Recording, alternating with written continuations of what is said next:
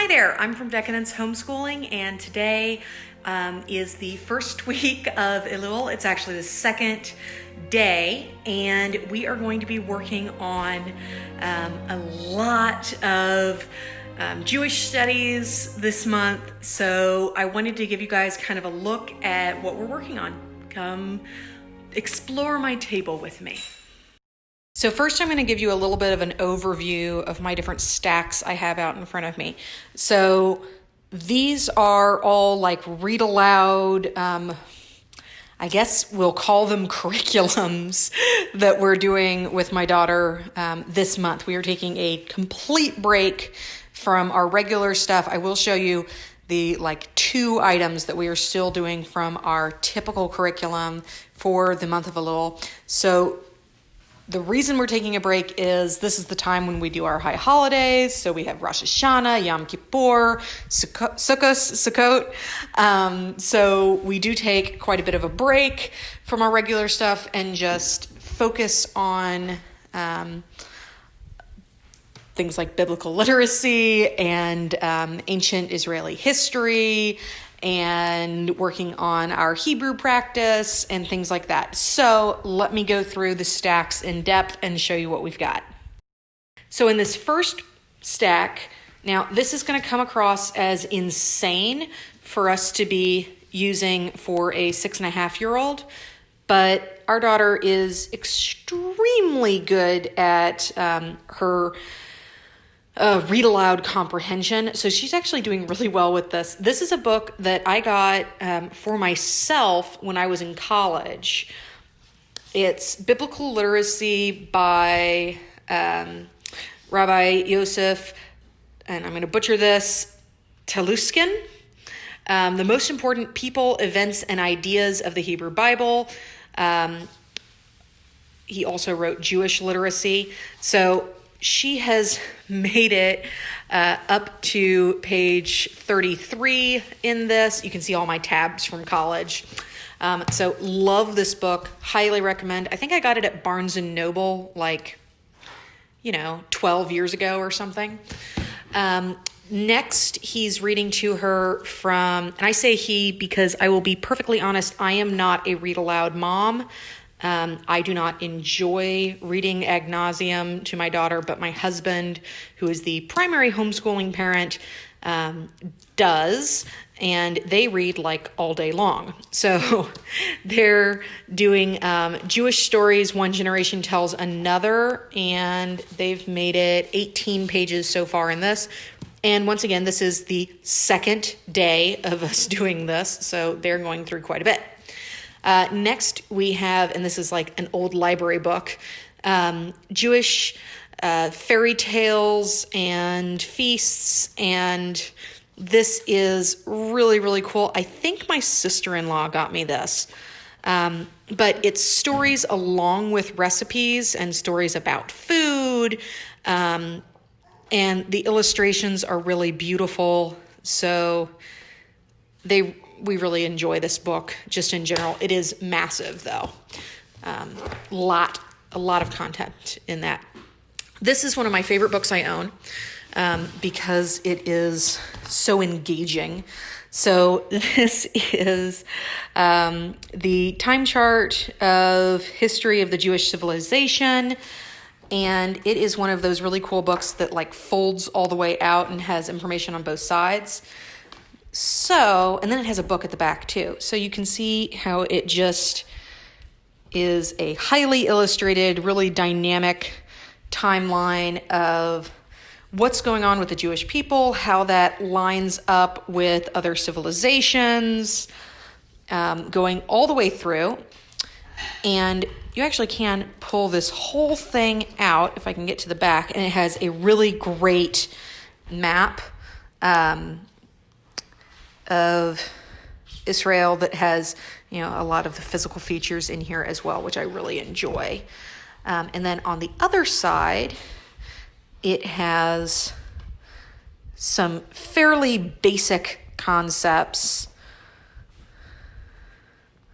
so that, she can understand the different branches of the faith.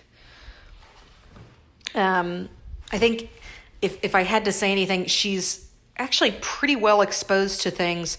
I'm conservative, and we go to Chabad for the most part. So she has a lot of exposure to Chabad and Hasidism and a lot of modern Orthodoxy. And then the synagogue in our town is Reform, but it had a Reconstructionist rabbi for most of the time that she was really little. So, she's got a lot of exposure there. And it goes through the Halakha and the Enlightenment. And it just has a ton of information. So really, really cool. And like I said, this does all pull out so that you could take it out of the actual book and put it up as a wall chart if you wanted to. And then it has a book in addition to all of that. If you did not get enough information, it has even more for you. So we will be going through this fairly in-depth because, lots of great stuff in there. And it's kind of broken down into little bite-size pieces that kids understand, and it's presented in a really nice graphical way. So next, what do we have in this box? So this is kind of like all the little floppy books. So she's reading some little board books as her daily readers instead of her scholastic books that she normally reads. And these are just little pop-ups. And we actually got these at Dollar Tree. And we did look through them. We always, when we see things at Dollar Tree, we do try to look through them and see, is this coming from a super Christian's perspective, or is it, fairly open? And we didn't have any issues with either one of these. And then we have the Hebrew alphabet, book of rhymes. These are really cute. So we went through, actually we made it to Chet today, so it opened right to it. So we went through that, and then we've been using the Hebrew alphabet, read, write, and color, and these two are both from Amazon. Most of our stuff is from Amazon because we do not have a good Judaica store here in town. We're in the Midwest, so we don't have a lot of Judaica stores. You have to drive a while. So what I really like about it is that it gives you a couple little vocabs for each letter. So we've been working on memorization of some basic vocabulary in the mornings. And we're going to attempt to continue with that. And then she has, let's see, another Hebrew book here. This one is like on a different font. Not one that I particularly enjoy, but I understand that it's easy for kids. She has not worked much through this because she is not a fan of handwriting, but we have that for her for handwriting. She is not a dot-to-dot person, we have found out. But this is a very complicated dot-to-dot for each of the Hebrew letters, which is kind of a strange book. I'm not sure I would buy this again, but you don't get a lot of preview in some of these Amazon. I'm going to sit down because I'm like bending way over to do this. All right, so then we've got the Time to Read Hebrew activity book. And this one is probably just way too advanced for her, so we're probably not going to get to this one this year. We'll probably wait considerably longer before getting into this. And I will point out a personal point of irritation that some Hebrew workbooks go right to left and some go left to right, so the spines are always all over the place and it makes it hard to organize. So personal pet peeve there, unless you put them upside down, which I don't like. Most of the following books are going to be from PJ Library. If you don't know what PJ Library is, please do some research into it because it is a great source for little Jewish read-alouds and stuff. Oh, we got a Mad Libs in here as well. So this is just cultural stuff. So this was a Hanukkah Mad Libs that we haven't done yet. So Is it Sukkot yet? And it could always be worse.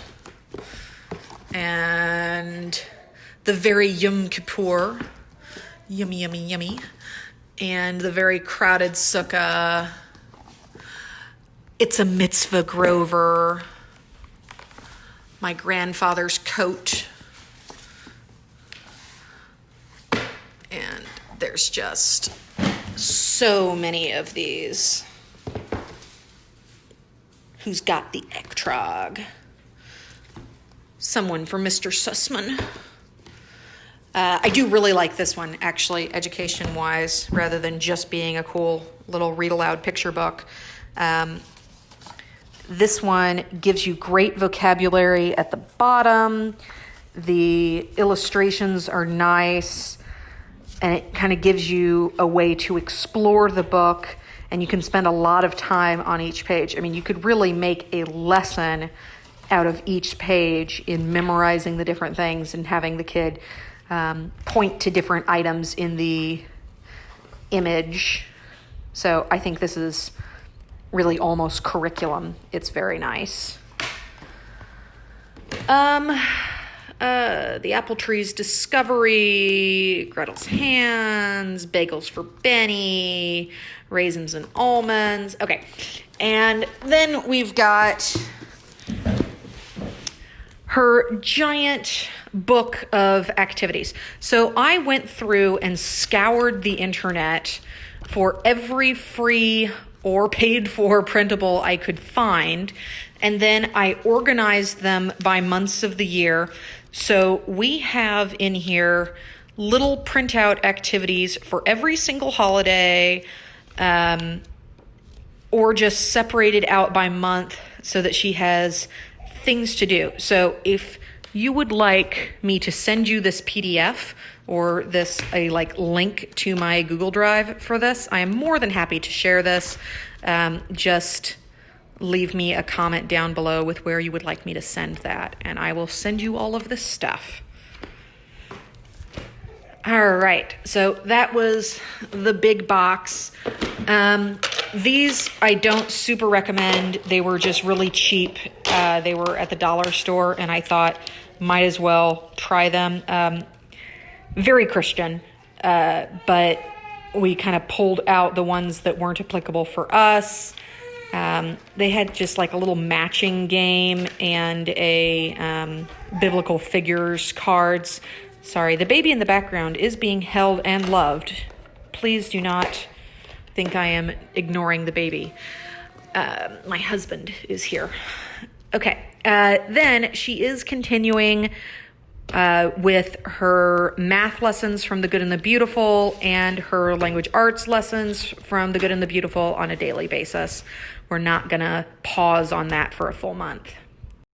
We are also, and this is way, way above her level, but it's one of my husband's absolute favorite books. This is Gerald Schroeder's Genesis and the Big Bang. It is fabulous. We have this kind of pulled out just to discuss a few things with her. She just finished up The Good and the Beautiful Space Unit, so we wanted to kind of talk about some of these physics concepts and how they relate into biblical concepts and biblical timelines. So really beautiful book here. All right, so we've got a couple more things that we got here. You might have seen this on my last video. This is the 12 tribes of Israel, and it goes through each tribe, and it's a little pamphlet. This is available on Amazon. I got a question about that last time. Where do you get these things? Sorry, new to YouTube, relatively. So yes, it comes from Amazon. This also came from Amazon. These are from Rose Publishing, and this one is specifically on the tabernacle. And I really like this one because it kind of folds out and it gives you fairly detailed descriptions on all the different elements of the tabernacle. Then we have this. This is Ani V'Ami, and this is the Talmud. curriculum. This is the Tanakh curriculum. This is our Tabernacle workbook. It is again from Rose Publishing. This is our Hebrew primer. Now, we probably won't be using this one this year. We are nowhere near ready for it, but it is absolutely beautiful. Then we have, this is a Doyer coloring book, and it's the Hebrew alphabet coloring book. We have already used this one a little bit, and we will probably continue to use it. Just a lot of fun on that. Then I wanted to get into some of the items that we have from our curriculum year-round. So The Good and the Beautiful does have a history unit on ancient Israel, and I'm going to be going through that and seeing what of that I want to use. And they had a couple things in here. They didn't have a map in... Sorry, I've got my baby on my hip in absolutely normal homeschool mom fashion. Always I gotta have a baby on the hip. All right, so sorry about that.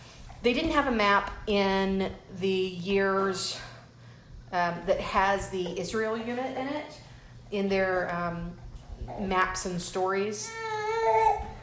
But they did have a Mesopotamia map in another year's maps and images book. So we can use that, but the better map is in the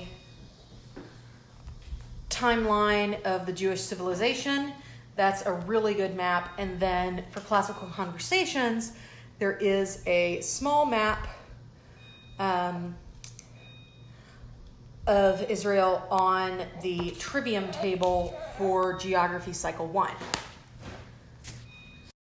Next, we have a couple posters that we got for this month. So this is also from Rose Publishing. It's the Garments of the High Priest, the Cohen Guggle, and then this is Kings and Prophets, Kings of Israel timeline.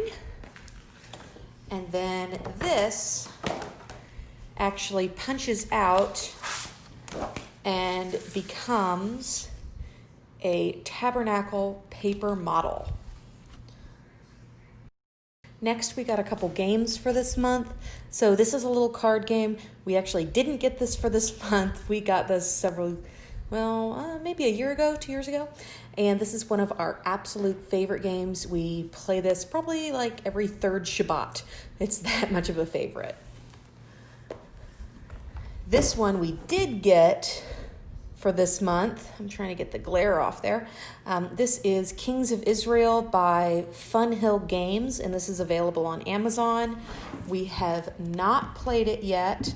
It's still in the cellophane, so I cannot give you a review on it yet, but it looks really, really cool. Very excited about this.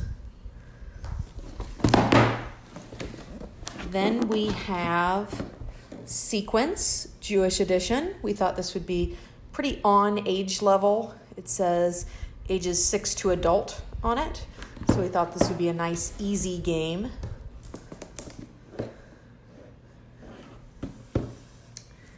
Then we have The Wisdom of Solomon. And this is also by Fun Hill Games. And we have not played it yet, but very similar to Kings of Israel. And finally, our last thing we got was Maccabees. And I love that it has a picture of a war elephant on the box. That's pretty cool. This one, not seeing who the game designer is on this one. So we have not played this one yet, but it looks very elaborate and fun, and appears to be a dreidel-based game. So we are looking forward to all of our new games and things for this unit. Thanks, guys. So I've ambushed my husband while playing with a baby to talk about, we're also just going to see if the baby can crawl into the laundry basket. To talk about the game we played yesterday. That one was the Temple of Solomon, which was really cool because it was like if you were to make a really Jewishy Settlers of Catan, where the goal is to help build the temple. So that was a lot of fun. But the gameplay is a lot like Settlers of Catan. Like, you build resources and you have to collect them in different ways. And, like, you get turns to set down workers and roads in a similar way. Excellent game. Super fun. Loved it. We're definitely playing it again. You're in the box. So for school this month, I'm kind of like, we're just winging it. We're doing a lot of Joseph Teleshkin's